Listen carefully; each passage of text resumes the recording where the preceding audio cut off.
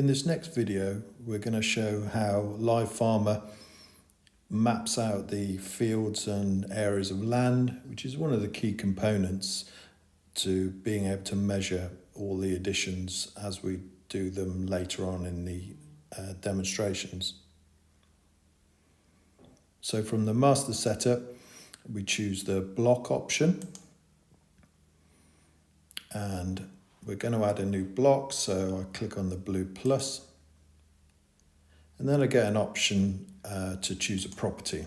So the property we're at today is Hartbury, so click on done, and the block that we're going to be mapping is Main College Field.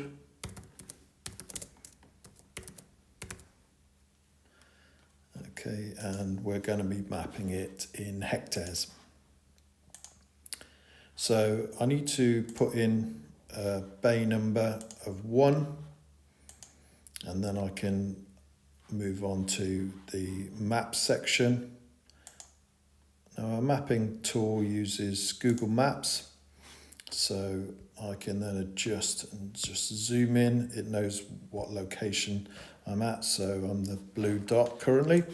And if I then choose the field that I want to map, which is this one down here, and I've got my mapping tool here, my area here, so I just click on the first position, choose the second position, and you'll see that it gives me the areas, and the third position and the fourth position.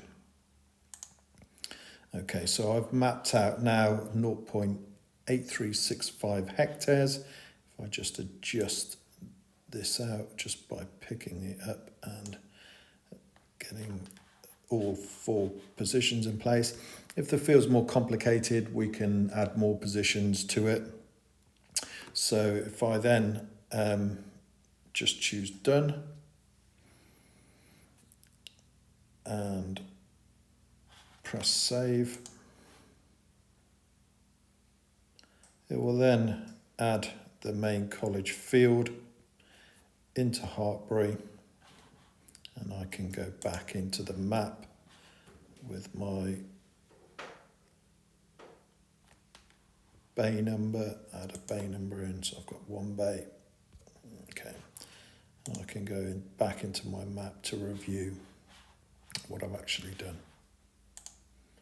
So I've just save it, and it's added it to the system.